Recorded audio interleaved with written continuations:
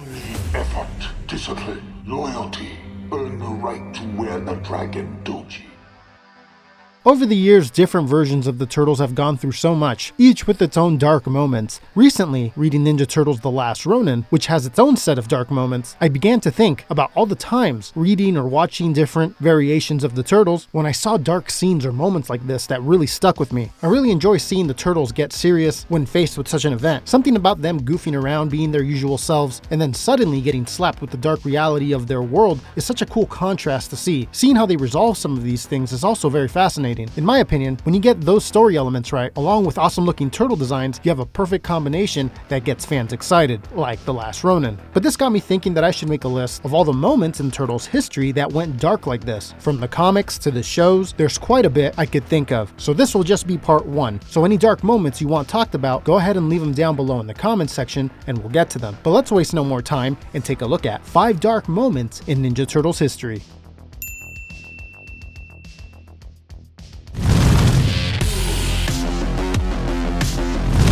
Talked about this one in its own video before, and I go really in depth with all the different story elements, so go check out that video when you're done here, but this had to make the list, and this is the Turtles die in a past life as kids. Early on in the IDW comics, Splinter tells a tale about a past life he and his sons lived. You see, this is a version of the Turtles that has a pretty interesting origin. They are a reincarnated family from feudal Japan. In this past life, Splinter, or Hamato Yoshi, and Oroku Saki were Foot Clan members, like brothers, Splinter says, but Oroku Saki started taking the clan down a dark path, killing villagers and innocent bystanders to send messages to those who may oppose them. One day, Hamato Yoshi stood up to Saki. Saki deemed this as treason, punishable by death. Thing is, Hamato had a wife, Tangshin, and 4 young sons, each with his own favorite color, it seemed. Now, Saki declared them complicit in the treason as well and sent out assassins to kill them. When they arrived, they killed Tangshin as she tried to protect her boys. This is when Hamato Yoshi arrived and found her on the floor. He sliced through the assassins, and following Tangshin's dying wish not to seek revenge, he ran with his children into the mountains. Time passes and the children grow into teenagers, living off the land. One day, as the boys and Yoshi are enjoying their day, Shredder, or Saki, and the Foot Clan finds them. They are captured. In a very tragic scene, Shredder beheads the 4 boys and makes Hamato Yoshi watch. Then Saki beheads Yoshi as well. Super sad and dark moment in the history of Turtles. And if you want to hear the rest about that one, go check out the video. I'll put it in the end cards of this one.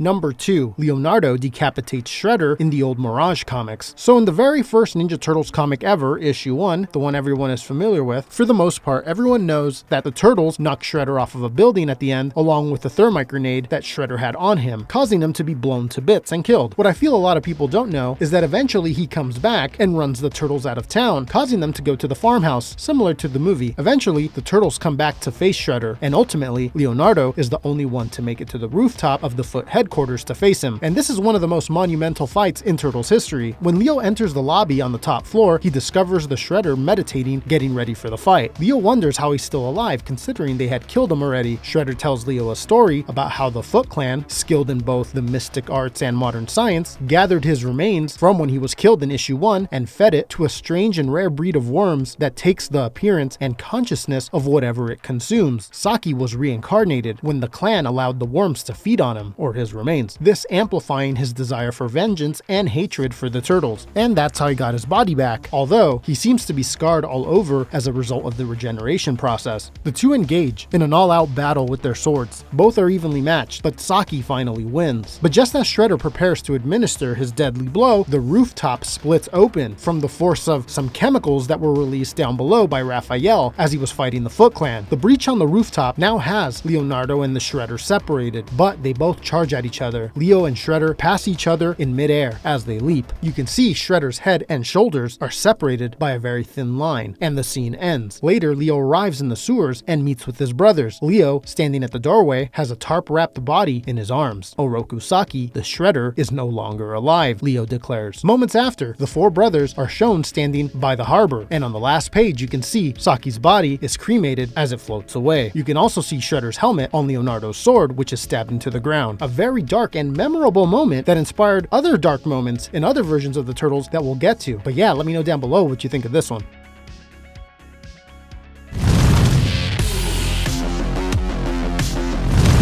Number 3, Same As It Never Was. One of the episodes from the 2003 show, Same As It Never Was, has some pretty dark moments within it. This is a very sad episode. It starts off with an enemy sending Donatello into an alternate future, the year 2035, 30 years in the future from when the episode came out, so similar to the last Ronin story. Don arrives in a dystopian future where the Shredder has conquered the Earth. We see that Donatello is in a lair that appears to be deserted. Shortly after, he is confronted by soldiers that wear the Shredder's emblem on their uniforms. This is when he is helped out by a mysterious figure who is then revealed to be Michelangelo, although this version of Michelangelo is missing most of his left arm and now appears to be a more hardened, weathered version of himself. Immediately, Michelangelo inquires to Donatello, saying he disappeared 30 years ago. After that, Michelangelo brings Donatello to visit Splinter. Donatello is devastated to find Splinter's grave when they arrive. Mikey explains that he, Leo, and Raph didn't get along well after Donatello vanished, and that they drifted apart, and that's how Shredder took over the world. Eventually, everyone is reunited again, although now Leonardo's voice is deeper and he is scarred from everything he's been throughout the years, and he wears sunglasses. Raphael is missing his left eye, and both are taken aback when they see and meet each other. Raphael blames Leonardo for abandoning Splinter and leaving him to die, but once they both see Donatello is back, they are overwhelmed with happiness and forget about their argument. Now, together with April, who leads a group of rebels, they put their plan into action to take down the Shredder. This final battle is quite sad. First, we have Michelangelo, who is defeating a bunch of Karai robots, ultimately get overwhelmed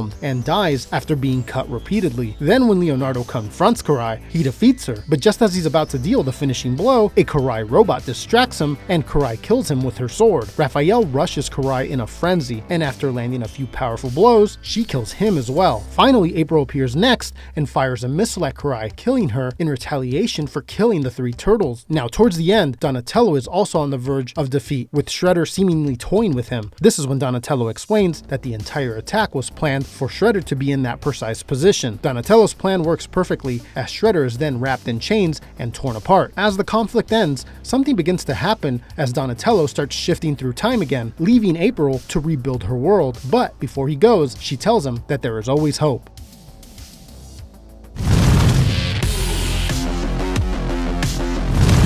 When I saw the 2012 show for the first time, I was pretty surprised how dark it went at times. There's actually quite a few different moments to pick from, but the one I want to talk about today is the death of Master Splinter. This actually happens a couple times in the series, but one is reversed with time travel, although the other is not. The character is permanently killed in the show at the end of Season 4, so pretty much the end of the show, as Season 5 were almost like Elseworld stories. Anyways, just before the events of this moment, Shredder, using the mutagen, transforms himself into Super Shredder, and Shredder and Splinter's issues had been heating up more than ever around this time, as Karai had learned that Splinter was her true father, this causing Karai to leave Shredder eventually. Shredder now wants them all dead, and Karai hides out with the mighty Mutanimals in the Bronx. But their joy is short-lived, as Super Shredder sets his sights on the hideaway and attacks. Karai faces him, but is almost killed. Leonardo and Splinter arrive just in time to save Karai. Splinter has the team split up, as they try to track down the bad guys. Leo thinks it's a bad idea, which it proves to be. Splinter's group is the one that eventually ends up tracking down Super Shredder, and he and Shredder fight it out on a rooftop of a building. Raphael, Casey, April, and Slash try to help out, but it's not enough, and Shredder disposes of them easily. The other team tries to get back to help as they get a call from April, but they don't arrive in time. At the end, it's just Splinter versus Shredder. Shredder pummels Splinter, but Splinter, using some clever tricks, knocks Shredder off of the building. Everyone begins to feel relieved that they did it. They beat the Super Shredder. But then you hear Leonardo yell, who is down at the street level. From his vantage point, he can see something that the others cannot. Then, all of a sudden, Splinter turns around to see what's going on, and he gets stabbed through the chest by Shredder. All April and Raphael can do is stand there and watch, as they are both badly hurt from the beginning of the fight. Shredder then tosses a dying Splinter off of the high-rise building. The other brothers, who are down at the bottom, see him land in the street and die. It's one of the most saddest parts of the show, especially when everyone starts crying around them, and you see flashbacks of him raising the turtles. The following day, the turtles bury him at the O'Neill farmhouse.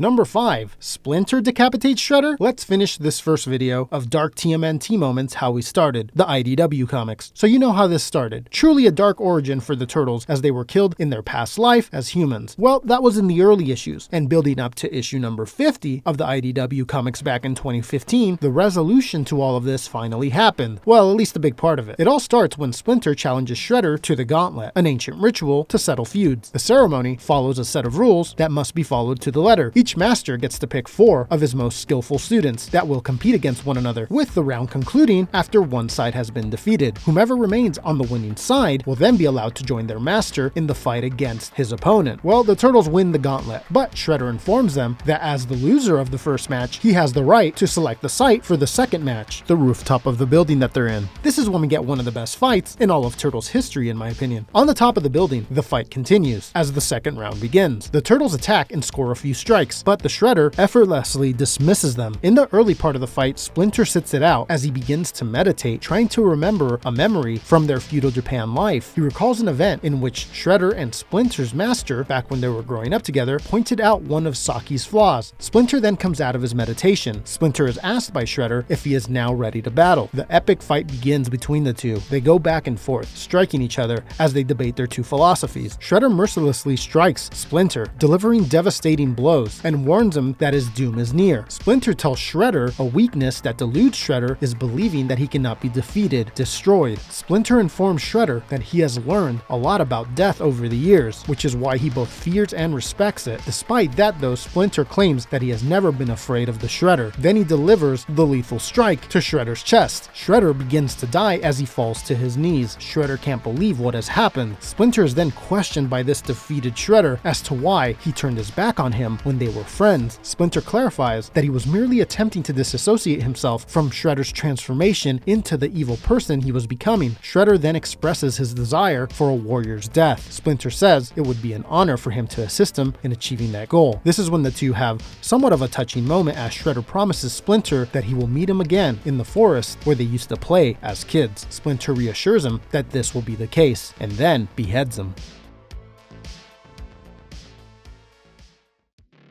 So those were the 5 dark moments in Turtles history, and there's more. So as I mentioned before, I've decided to break this one up into parts, as when I began to outline, I noticed that this was going to be a very long video if I try to squeeze them all into one. So part 2 will be next, and it does look like there will be a part 3 as well, if not more. So let me know down below some dark TMNT moments you want to see discussed. Love to see what you guys have to say down there. But that's it for this video, guys. Hope you enjoyed it. Remember to hit thumbs up as it helps out the channel. Hit subscribe if you're new, and I will see you guys in a little bit with another one. Take care.